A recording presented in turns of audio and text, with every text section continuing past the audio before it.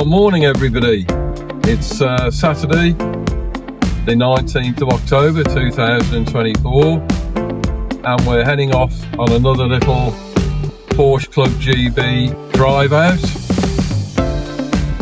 So we are actually off to Wellesbourne, Mountfield airfield. This is 3.9 miles southeast of Stratford-upon-Avon, the birthplace of Shakespeare. We're meeting there at the Wartime Museum and are having a guided tour by the volunteers who actually work there at the museum, at the airfield. And the star attraction of the visit is an Avro Vulcan Bomber, which is some aircraft. Apparently all of the Vulcan bombers are not in service, as in flying, but they are all taxiable.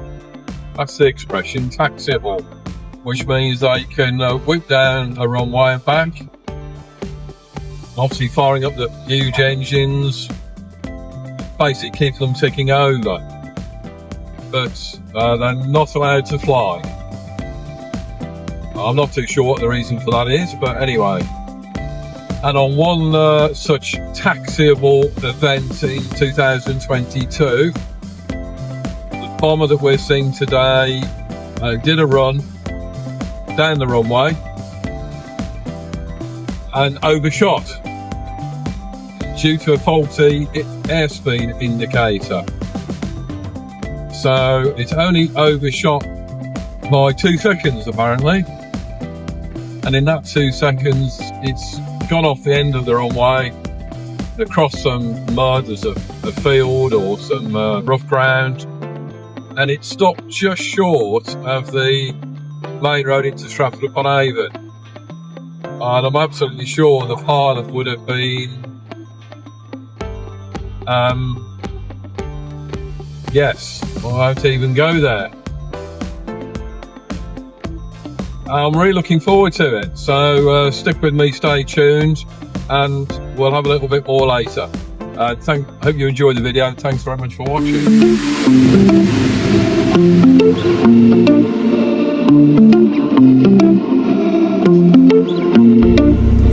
Can't believe it, the road's flooded.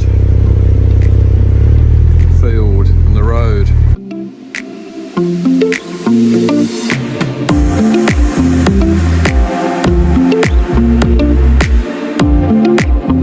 So we're here at Wellesbourne airfield.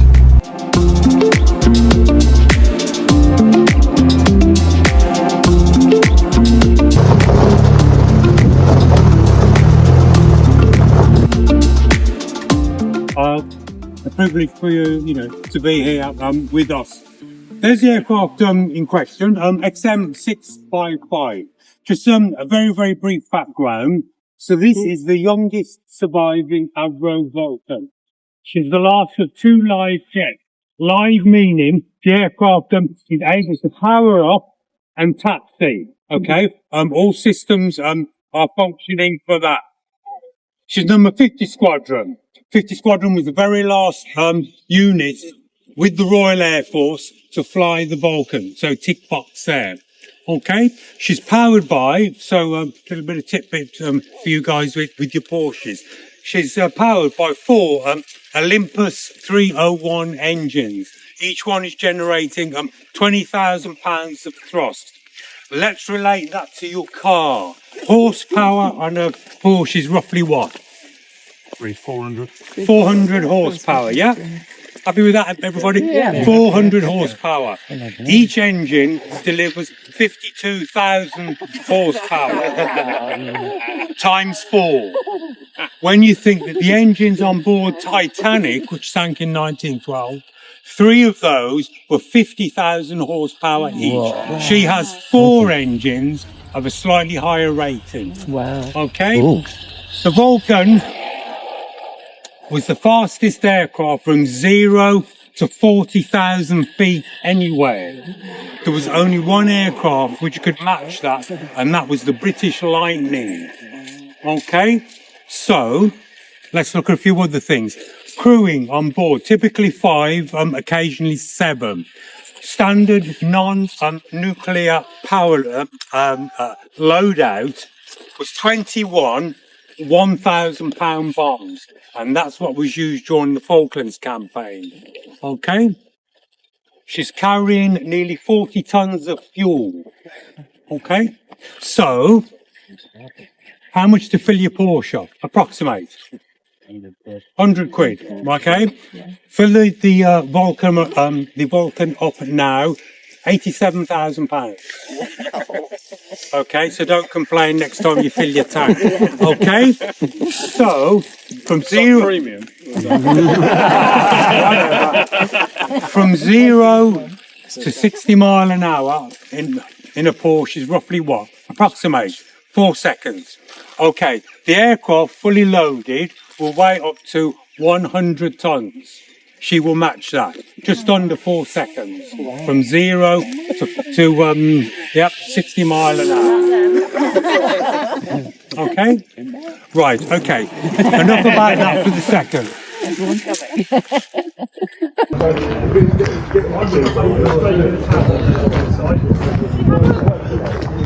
It's quite an incredible machine.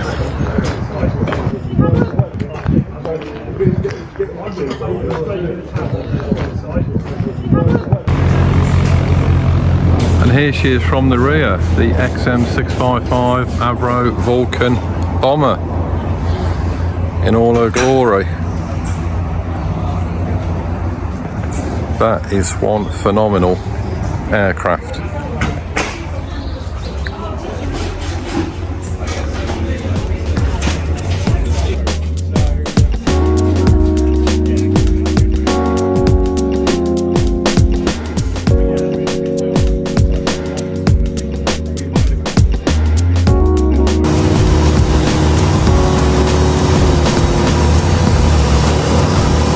So there'll be a bomb carrier in front of that one and another bomb carrier behind it.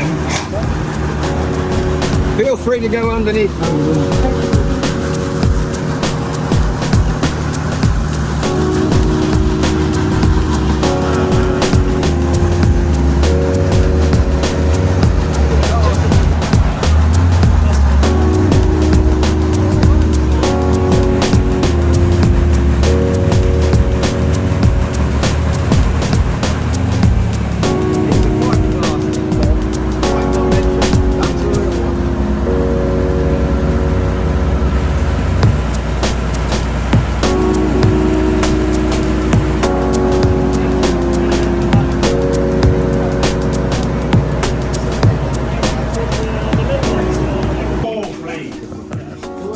Groups of 4. I told you it was difficult. Okay. Yeah. Okay, this 4. Yeah. If you'd like to go with Mike, Hey.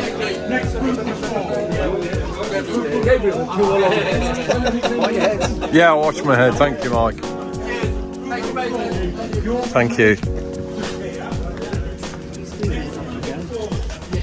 Thanks. Wow. Are you the last, sir? Yeah. Fantastic. Follow me in. Follow you in. Ah, okay. Have a sit on that crate. Okay. It weighs a quarter of a ton. It won't move.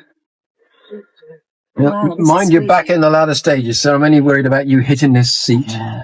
Good. Yeah, yeah. Right, climb up this. You can sit here. Yep. And that was very nicely done. It was.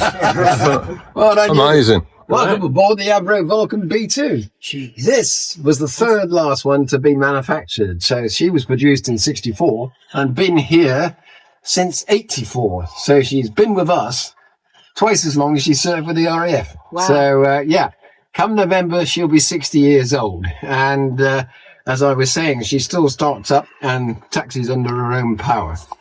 Please don't be tempted to flick a switch because the power is on and the boys outside will get a reaction. I'll wit her on. Do stop me if you like. The But I'll tell you about the Vulcan story, then we can talk about flying her and all the rest of the gubbins. So the story goes back to 1945, the end of the Second World War. Winston Churchill was the Prime Minister, and he made the decision that the UK would have its own independent nuclear deterrent. And in 46, we were producing the first atom bomb the UK was to have, and it was called Blue Danube. And it had about the same power, or yield as it's known, as the ones dropped on Nagasaki and Hiroshima. Wow. So I'm talking 18 to 25 kilotons. The second one dropped, I can't remember which city, and it was slightly larger. But in order to achieve this power, the weapon was big. It was over 24 foot long. Are you happy with feet and inches, ma'am? Or Yes. yeah, it's okay. Brilliant. It was over 5 feet in diameter. Now they metric these youngsters nowadays. That's me. Yeah. But it weighed 5.25 tons. So, in order to be an effective deterrent, we needed to get this across to the Soviet Union fairly quickly. The frontline bombers of the period were the Avro Lancaster still, which came into service in 43, and the Lincoln, which frankly, although another Avro bomber, was a Mark IV Lancaster. So these had a capability and a top speed of about 230 knots. They could climb up to the mid 30,000 foot range, but even that was not sufficient to get over the top of what we envisaged was the Soviet Union surface-to-air missile capability. So in Jan 47, whilst Blue Danube was still being developed, the Air Ministry of the day put out what's known as an air staff requirement, which lays down the specification for the vehicle they're looking for. In this case, obviously, an aircraft. Right. So it asks for an aircraft capable of flying over 500 knots. That's 575 miles per hour. Capable of flying above 50,000 feet. Capable of carrying Blue Danube, or in a conventional row, 20 1,000-pound bombs. They asked for a range of 3,750 nautical miles. And, by the way, we'll have an all-weather capability as well. So that means we can fly in thunderstorms and, yeah. So a heck of an ask for Jan 47. 3 months after they'd issued this air staff requirement, Avro, led by Roy Chadwick, submitted the design for the Vulcan and said this will outperform the specification. So this aircraft later proved it can fly at 65,000 feet. It can fly at 630 miles an hour. It could take 30 1,000-pounders. The RAF never used Avro's 10-bomb carrier.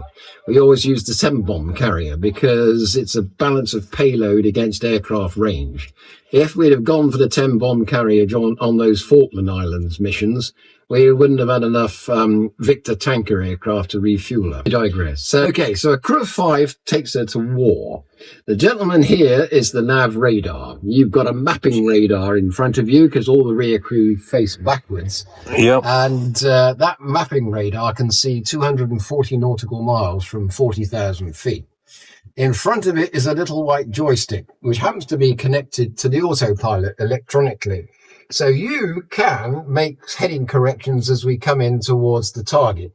The lady in the centre is a conventional navigator. We call you the plotter because, jokingly, you're normally putting on the map where we are. And you've got a few gizmos to help you as well. The big rectangular box is the equivalent of the GPS on your mobile phone or in your Porsche. But it gives you the latitude and the longitude of the point on the surface of the Earth that we're overflying. So you'd set it up in the parking bay where we know the lat and long to the 8th decimal point. And after about 4.5 hours, the normal duration of a training mission, it would be within 3 or 5 nautical miles. And we can update it from the mapping radar as well.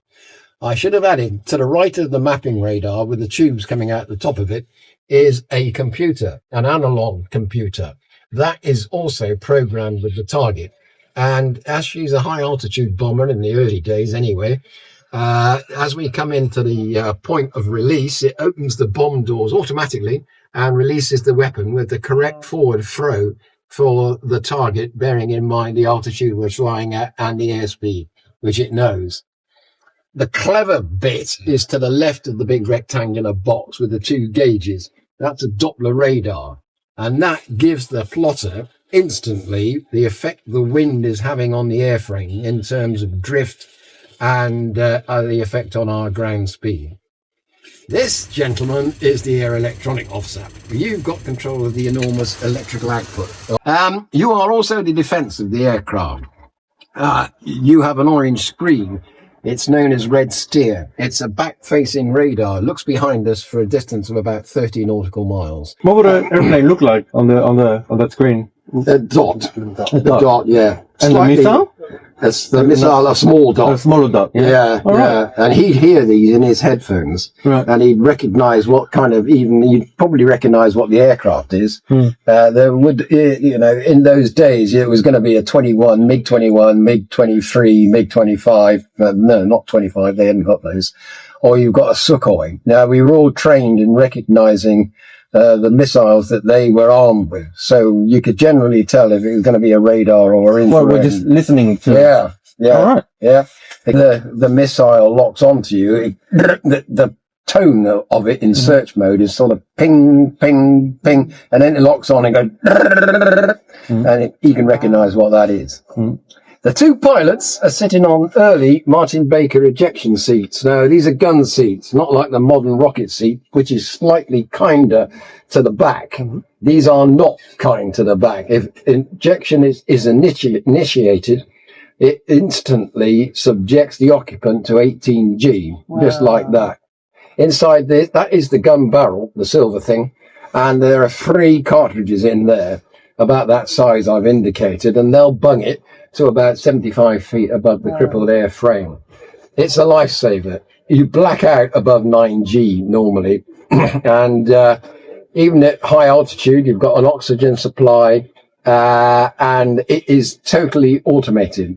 At the peak of the trajectory, a drogue parachute, smallish, is released, and that stabilizes the seat in the descent and keeps it upright. And at 10,000 feet, a barostat, which is like a barometer, it is aware of the standard atmospheric pressure at 10,000 feet, releases the pilot from the seat, and as the seat starts to disappear, it is pulling the drogue and the main parachute from the pack. And you then float down gently to earth. It does not float down gently to earth. It is not a sports parachute. So graceful. You can break a leg. It's like jumping off a 20-foot wall, frankly. In the old days, in the 50s and the 60s, at air displays, they used to half power these ejection seats, take them round the displays, strap in the teenage girls, and bang, up it would go up this rig. And they'd never get away with that these days, but there you go. That was how it used to work. Fun. As you can see, there's not much luxury in here. You could talk to one another. You couldn't talk front to back. You had to use the intercom to do that. There is one luxury, that everybody had one of these things. Now, the enormous electrical power, this takes 45 minutes to heat up the proverbial can of soup. And there's a horrible initiation ceremony when they get a young co-pilot on board. They haven't told him you punctured a can before you switch on the heater. And after 45 minutes, bang, he's covered in tomato soup. Hilarious. Terrible, terrible game. The handles are on the back of the seat. Okay? You can hang on to those when you climb up the ladder, and I'm going to show you the front cockpit. But I can't let you sit on the seats because the power's on and you knock a switch, you get it in there, and they get a reaction. So it wouldn't be safe today. But you can certainly go up and have a look. Do not touch the silver rods. Otherwise you'll have a short but exhilarating ride. Okay? Go and have a look. As you get higher, you can hang on to the armrest.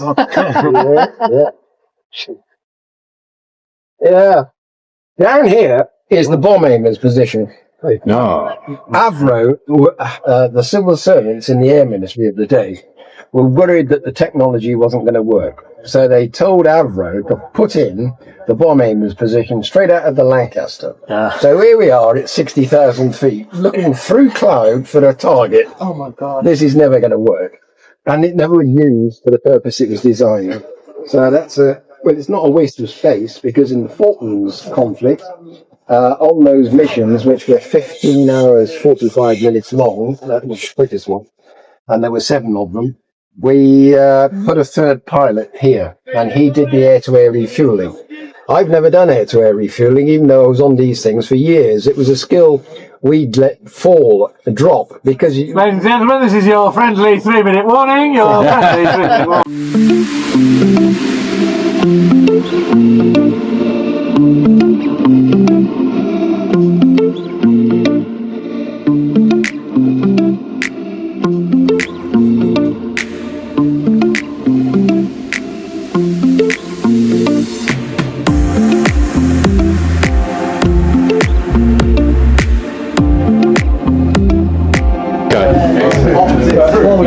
I walked under it early to have a look, but that's quite phenomenal, really.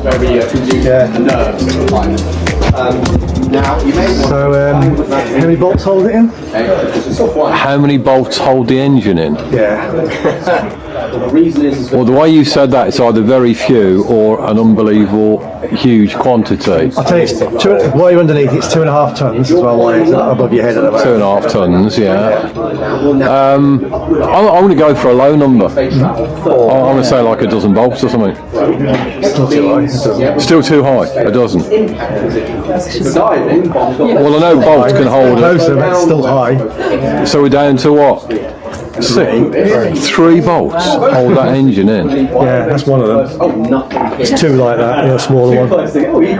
Wow. Hold that up. That's incredible. Yeah. 3 of those are holding that engine in. Yeah. It doesn't take, they don't take any thrust out of those bolts, they're just taking weight. They're just supporting the weight of the engine. Because the frame fits so snugly, you can't move. The sort of the trunnion block where the engine's thrust comes from goes up there. You can just about see it if you get some. You can see the block just up that side. Oh, okay. That's where the centre of gravity sort of the engine is, and where the thrust is pushed from the engine is delivered. In the airframe, you've got that's that trunnion block going like that. Yeah. There's a piece coming off this way. Yeah. Structure, and the trunnion block sits here, so the engine is pushing against the frame of the aircraft to deliver its thrust. And the compression, most of the main compression is done, and that's hoses all the burning parts. The turbine discs and sort of this sort of area. That is wow. The problem is that when you were making The other pipes. All this stuff is this is cooling coming from here. That's cold air coming through there. Yeah, air intake. Goes into the alternator here to cool the alternator, and then this pipe goes all the way through to here, which is an oil cooler. And the oil cooler is for the constant speed drive unit, which is in here, which drives the alternator, takes power from the engine to drive the alternator, but it's also used by the starter motor here to spin the engine over to start the engine. So that's the exhaust, that's the hot gas from the oil cooler, that's the hot air from the alternator, that's the gas from the starter motor when it starts up, that's just an oil breather, and they all come out into the door here. That's the oil cooler. That's the alternator. That's the breather. That's the starter. That's a drip from the rapid start which comes out of there. And this is where the cold air comes in. Through that hole in the front. Cold air comes in there, and then some of it goes out into this back bay through these 2 ducts here, and a lot of it goes up in that pipe. And it goes out to be swirled around the jet pipe to keep the airframe cool. Individual plates or riveted together, or There'll be individual strips of metal all joined together. These a lot of these doors, and a lot of it is doing the traditional sorts of way of like a rib and then the skin over the top and a frame around the outside. But the Vulcan was at a point in time where they started to play with new materials. So this door here and these doors here and the outer flying controls, they're like probably the early starts of composite materials, because the outer ones, they're a frame with a honeycomb filling, and the panels are bonded to the top and bottom of it and then just riveted around the edges of the frame. So it's the start of that. The plane itself has got was probably one of the first things, even before cars, had anti-lock brakes. It's got ABS on the aircraft. Mechanical ABS as well.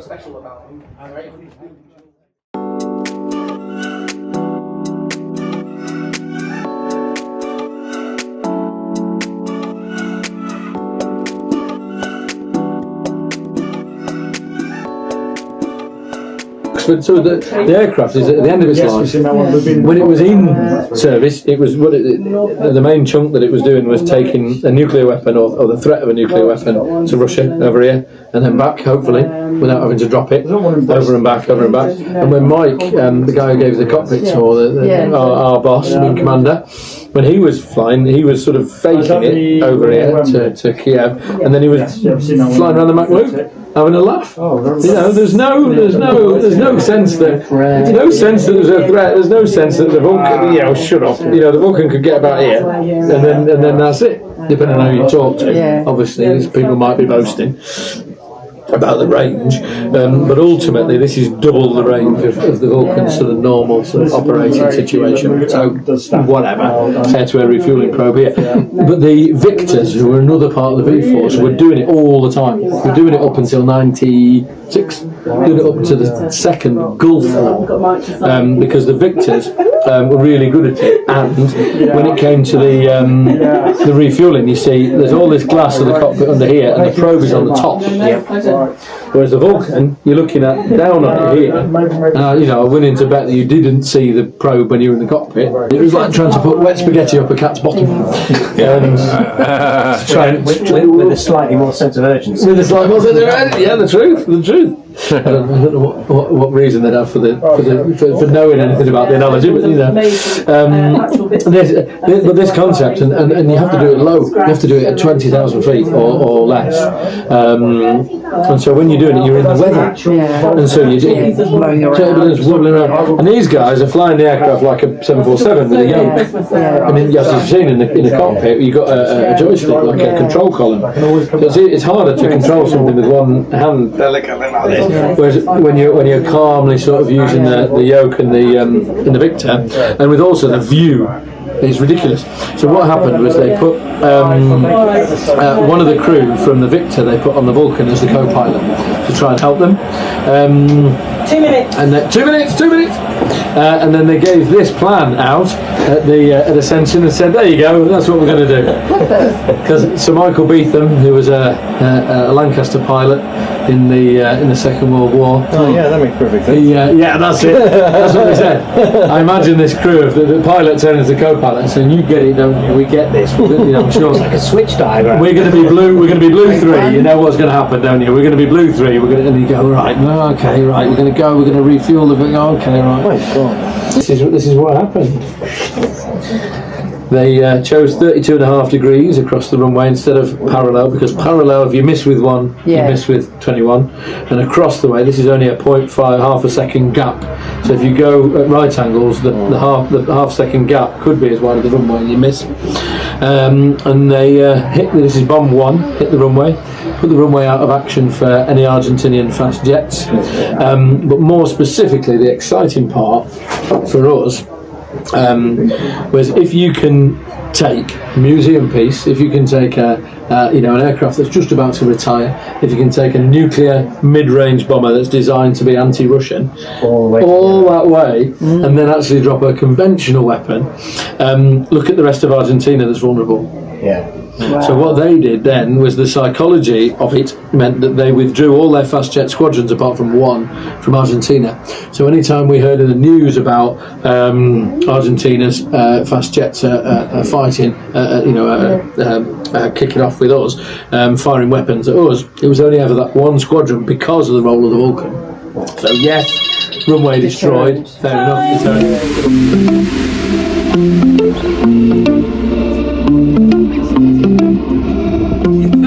It's a bit different, yeah. It works great though.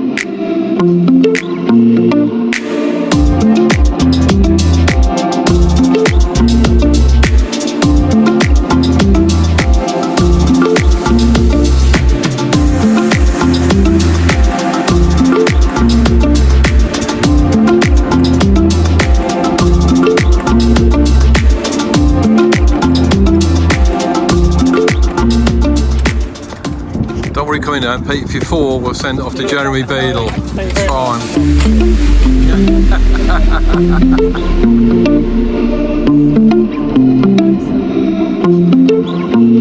The sun's perfect on the sun's looking